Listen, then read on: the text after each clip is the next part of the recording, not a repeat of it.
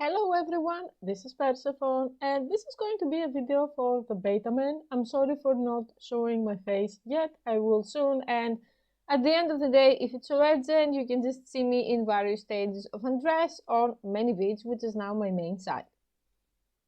So today's video, I make it because I get all kinds of reactions about my past videos on cuckolding. We have to be gentle around YouTube regulations since the stalker is still diligently doing the rounds. I swear, if this man or woman or whatever they are put all of that energy into their own life, they could be so successful. So I have people who are actually congratulating me and thanking me for talking about cuckolding and encouraging people to explore it. And I have other people who say that I should be thrown into the pit of fire when the second coming of Christ arrives. And I think that cuckolding, depending on your circumstances, your frame of mind, and your situation, can be either incredibly empowering or either incredibly degrading. And we're going to analyze both cases today. And I'm sorry if this is controversial or triggering. I'm going to say that I have no ill will or hatred towards anyone. This is just my opinion. It aims to promote a discussion and make you think. The identities and the names of everyone that I'm going to mention have been altered and their privacy is protected. And if the video makes you feel bad at any point, you stop watching it. Now, let's start by the situation where the cuckolding is actually empowering. And this is a case of one of my long-term regulars on Night Flirt that I've been talking to him for like around 2 years now. And he's the one who actually encouraged me and consented to his case being featured here. Let's name him Daniel. So Daniel was married very, very young to a woman that she also didn't have any previous partners. They were each other's first partners and was the classic like church girl, marries out of high school and so on. And he said that his wife was very good looking. She had red hair and green eyes. She turned heads anywhere she went. And at first they were very, open and eager to explore sexual things with each other, but there was only one problem, that neither of them realized how many problems it would cause down the road. That Daniel was like 3 inches, I don't know. In any case, he could not satisfy his wife in a way that she wanted to be satisfied. So they started living with another couple, and that couple had some kind of other arrangement that it was kind of open. So at some point, the wife mentioned to him that when he goes to work, the other husband is flirting with her, that he hasn't made any moves, but she can tell that there's something on. And he asked her, would you like to try to have fun with him? And she said, I don't know, maybe.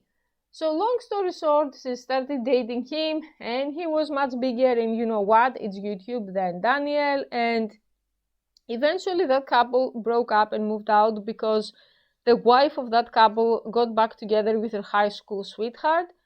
And then the wife of this story developed a relationship with someone else that was a cuckold relationship, and they were together for 15 years. And it stopped when the second guy, like the bull, got her pregnant, and Daniel decided to raise that child together with a child that he had with his wife before she got involved into this. And Daniel had a lot of reservations and second thoughts when he came to talk to me, and he was wondering if he did the right thing by encouraging her and by staying in this cuckold relationship. And when I say cuckold, it was completely one-sided, like he wasn't seeing any other women, and sex with his wife became kind of like the sloppy seconds type of thing that was also rare, or PT, let's say sexual relief. I can't be more specific because it's YouTube. So eventually he got divorced with his wife, and I asked him what led to your divorce, especially since it was a long-term marriage. And he said the guy that she was seeing for 15 years eventually stopped seeing her because he met someone else, and that woman, and logically so, most people are heterosexual and monogamous, she demanded that he is going to stop fooling around with other women.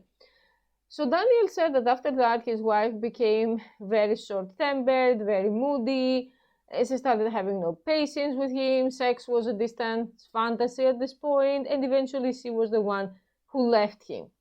So you can see that the cuckolding was not only something that ruined the marriage according to popular belief, but it was something that actually kept the marriage together. That when she stopped having the lover on the side, then she wasn't able to function in the marriage anymore. And now you're going to say, well, Persephone, and why do you promote like tasing the zombie and making it twitch and then pretending that it's alive? That marriage was dead to begin with, so why is it so bad that they divorced? Well, Daniel told me that apart from the 3 inches part, that they loved each other, they had common interests, they raised their children together, and that they were very happy. And the problem was, honestly, his size. They didn't have any other problems. And this is something that, unfortunately, with the current technology, we cannot actually fix. It's not like you can get the plastic surgery and fix it and get a functioning penis, right? So my opinion, and whoever disagrees is free to do so respectfully in the comments, is that if you can find a way to have a relationship where you can outsource the one thing that you cannot provide to your wife, then you are not a bad person and you should do it and you should embrace it. Because Daniel really loved his wife and he didn't want to see her sexually unsatisfied and frustrated and sad when she was so pretty and she married him just because they were both very religious and inexperienced. And he said that overall she was a very good wife in every other way. So I consider that brave, I consider that open-minded, and I don't think it's a bad thing. I think that actually it's much more masculine to say, you know, I can't do it, but if someone else can, I put my wife's happiness above my own convenience, above my own stress of what will people say, and I go for it. In some ways, you can even say that's true love, right? Putting the happiness of the person you love above your own convenience and above your own insecurity is a very loving thing to do. Not many men can do it. Most men actually just think about themselves all the time. And I won't even start with most women. So if you are in this type of situation and you trust each other and you love each other and just the sex cannot get better no matter what you tried, you've tried nearly everything, I would say, if you think about it, give it a try and see what happens. Yes, there's always a risk that things will never be the same after that, but no risk, no gain in this life, right? This is part 1, the empowering and the good part. And now we're going to go to the bad part, which is the very degrading part. If no one ever asks me my opinion, I'm not opening my mouth to share it. First of all, because it's none of my business, and second, because usually I say things people do not like to hear. And in this case, I would say that from what I see around me, most open relationships, including most cuckold relationships, are incredibly degrading. Wrong reasons to start a cuckold relationship. I have men who contact me and they say they are in a cuckold relationship and they want advice. And when I ask details of how did this relationship started, how long has it been going on, I'm coming across these literally tragic situations that, oh my God, I cannot satisfy my wife. And it's not always the size. It could be men who finish in under 5 minutes and they've never seen a doctor for that problem. They've never checked their testosterone or changed their diet or anything. And this goes on for years and years and years. And at the end, the woman is fed up and she starts cheating. And then he snoops around and he finds out that she thinks, she doesn't even tell him. And then in a desperate attempt to stay together out of insecurity, they label this a cuckold relationship. This is abuse. I have a guy that he's calling me every weekend almost when he's cleaning the house from top to bottom, and he sends me photos of his proud cleaning. He does do a very good job cleaning, I have to say. And his wife is out meeting quote-unquote special friends in hotels, and it's kind of a situation where he has a micro penis and they didn't know before they got married, or she kind of looked for someone who was identical to her ex. She has a very specific type in the men. To be honest, I don't even know how she manages to find this man. They're all tall white men with blue eyes and brown hair. They could look like brothers and they're not related. So he looked like a clone of her ex, who was a fuckboy with a huge 8-inch, you know what, and he dumped her. So she found him, and now they are in a situation where she's telling him, I'm never planning to have sex with you again, and she's trying to force him to be in chastity, which I disagree with. Although I promote chastity, I don't think that if someone doesn't want it, it's a good thing to enforce it on them. But she's very dominant and bossing him around and essentially abusing him. So They label this cuckolding, but he tells me that he feels lonely, that he calls women on night flirted on other sides because he has no one to talk to, because every time he tries to talk to people in the civilian human realm, people are horrified and they tell him that they should find him a good divorce lawyer. And his self-esteem is so low that he says, with my micro penis, who will ever want me? So I'm staying. I'm in a cuckold relationship. No, you are not. This is an abusive relationship masked as cuckolding because honestly, this person is codependent, they need help to live. If you say, oh my God, what if they watch this video? I never say anything to anyone about anyone that I wouldn't say to their face. So that's exactly what I told him. So one of the reasons cuckolding has this terrible reputation is situations like this, where the person is actually trapped for reasons that have nothing to do with the actual cuckolding, and they don't get any arousal or satisfaction or anything really out of the situation. I'm going to take things one step further and introduce you the most horrifying cuckold case I've ever encountered in my entire career in this scene. That comes again from Indian families. Indian and Asian men, their families are something else, let me tell you. So there is this very nice, very educated Indian guy who is nothing like the stereotypes of the Indians who are stingy and cheap and perverts and so on, nothing like that. Then he came from a family who forced him to have an arranged marriage, and they didn't have any sex before the marriage, and long story short, the woman realized that because of, again, anatomical problems, sex is highly unsatisfying. This woman was a previous divorced Indian woman, so she had experience, and she was the one who came to the US to live with him. So pretty much she told him, you're going to keep me here, and I'm not going to have sex with you, and if you dare to leave me or to not give me money, then I'm going to tell your entire family that you're impotent, that you're an abuser, this and this and this. The guy is not an abuser, but he tried to call his parents and to say that, you know, this marriage isn't working, and his mom started to cry, and his father started to say, don't you dare divorce and bring shame to the family. So long story short, he's stuck with her.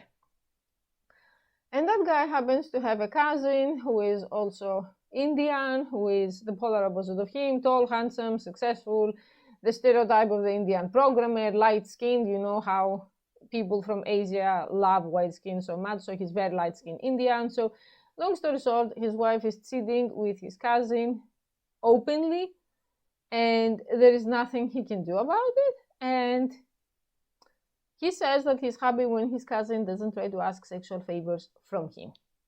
This is illegal, disturbing, sexually abusive, wrong in so many levels, and the cousin and the wife force him to work all night, to work the 12-hour night shift at his job, so they can be together all day while he sleeps exhausted. And because he gets paid extra, the wife has more money to spend with her lover from his job, because she is still in the process of getting her visa, but she said that she doesn't even plan on working even after getting the visa, and that probably she's going to get pregnant by the cousin, and he has to work 2 jobs to raise the child, because otherwise he's going to tell his family what's really going on.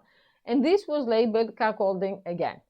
This is not cuckolding, this is calling a hotline or some kind of mental help to get out of this borderline human trafficking situation.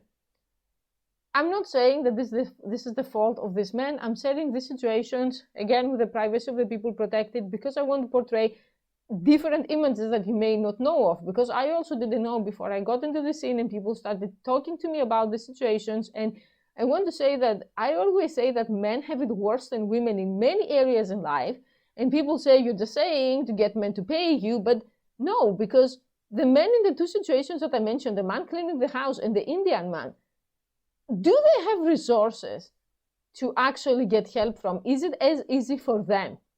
If there was a woman that said, my husband go out with his mistress and he locks me inside to clean the entire house from top to bottom, and he says, I'm never going to touch you in my entire life, and you can leave but you're worthless, everyone and their dog would crawl out of the woodwork to offer support to this woman. If a man says it, the general response is, you're a pathetic bitch. In the Indian guy's case, even his entire family is against him. I have a narcissistic family, but you're supposed, in normal circumstances, to go to your family for support. If someone is exploiting you financially, abusing you sexually, the male cousin making advances on him, the incest part, holy hell, and you go to your father and your mother and start crying about the image of the family, I would say, fuck that, my child is being abused. I'm going to pack this predatory woman and send her back to your family. This is a parasite. So the previous Indian man who was unfortunate enough to marry her got rid of her, and now the parasite found a new host. This is truly a parasite. But his family doesn't care. As long as you're married for the eyes of society and you're in America, we don't care if you're a literal trafficking victim. You stay right there so we can brag to other Indians about how well we succeeded in life with you. No, this is wrong. I say that because they say that society is going through a state of degeneracy, and I think society was always degenerate, it's just that we didn't know about it. And it's also because the main Western culture, aka American culture, promotes only one narrative about everything. So you see two categories of people, the people who say cuckolding always bad, and the people who say cuckolding always great. And it's so interesting that if you say a single bad thing about cuckolding, you're labeled a prude. But if you say a single positive thing about cuckolding, you're basically labeled satanic. I don't know how to say it. So I'm just saying, if you think of exploring cuckolding, I don't believe that cuckolding is the band-aid that is going to fix the gangrene in your marriage or in your relationship. That you can try it if you have already a good level of trust, self-respect, boundaries, that you're with someone that you understand that if you agree on specific things, they're going to respect that, or if they change their mind, they're going to come to you and talk about it and not enforce it or blackmail you or do something that is going to harm you. And I don't remember which politician said that. There was an old politician that he said the truth is the most precious thing in the world. That's why it has to be insulated safely and covered with layers and layers of lies. I have extreme anger towards society about the lying about marriage. Marriage as an idea is flawed regardless of your sexual orientation, your race, or your culture, in my opinion. And by flawed, I mean that they raise us without telling us the truth when it comes to marriage, or at least it used to be that way. I believe that sexual attraction, like the intense type, lasts maximum 3 to 5 years. After that, it fades. And after that, there are several paths that they are opening in front of you if you are lucky and you had that in the first place. Because in many cases, women marry men that they're not even attracted to, or men settle for women out of desperation. But let's say you're not this case, you're a normal case, you liked each other, there was mutual attraction. After 3 to 5 years, it starts not being good enough. So there are people that for them, sex and romantic attraction is low priority, and they transition to the next stage and they find other things to occupy themselves with, like children, their job, friends, hobbies, and so on, or just the feeling of having a partner, having your own special person. And there are people who feel suffocated and unsatisfied and they want more, or people who say, hey, I haven't explored anything. That's all it is. I'm going to be doing the same thing for 50 years with the same people. And the interesting thing is that the person who is totally fine with never experiencing intense romantic love again, and the person who's a love addict who craves it and lives for the limerence, they usually marry each other. I don't know how these people find each other, but that's what happens. And the result is disastrous. Because the person who has sex as low priority and romance as low priority, it's this paradox that society says that if you have a dead bedroom, let's say, it's your fault, you didn't court the other person enough. But if you cheat because the other person denies you sexual pleasure, then you're the bad guy. So this is a topic for a different video. I don't want to stray too much from the topic of cuckolding.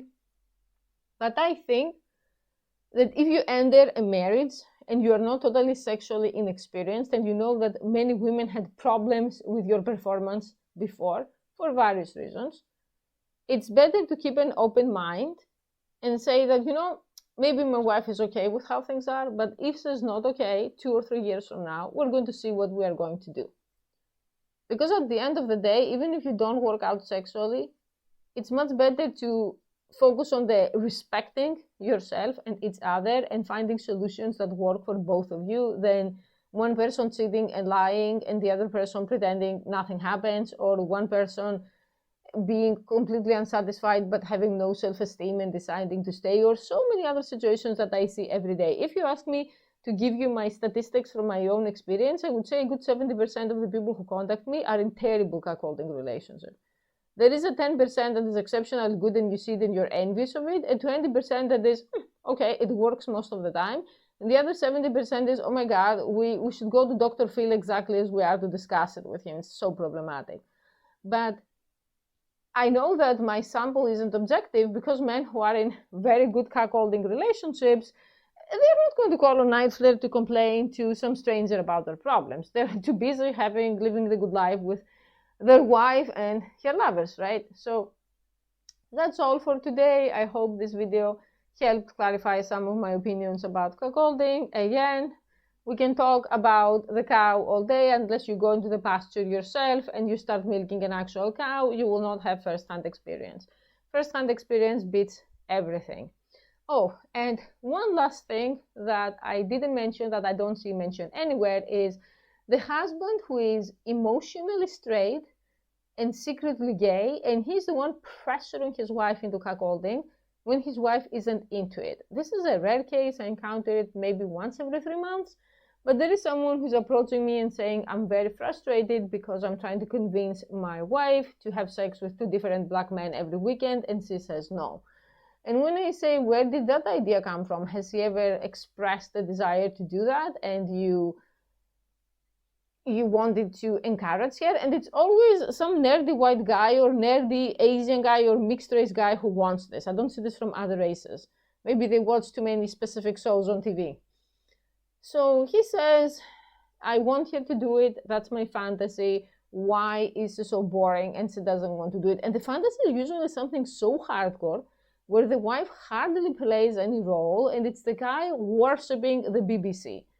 And I'm like, dude, you want the BBC, leave the woman do heterosexual stuff, romantic, vanilla sex with just the one guy, and go after the BBC.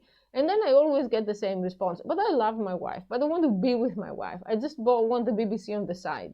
I don't have a solution for this problem.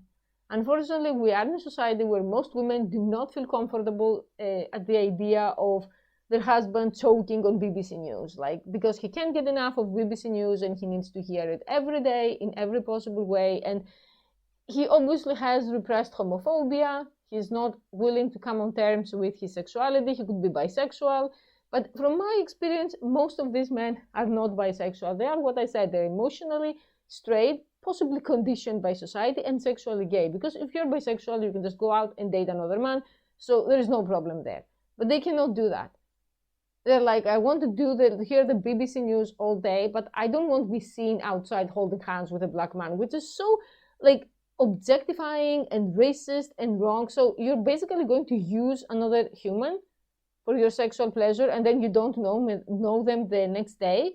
And you're also going to force your wife, coerce her to do something she doesn't want to do because you cannot accept that you're gay and in denial. With these people, I usually don't hear back from them because I'm pretty honest about the fact that you have to start from a therapist to figure out your own sexual identity and desires before we discuss anything else. Because I'm never, ever, ever going to help you coerce another person into sex acts that they don't want.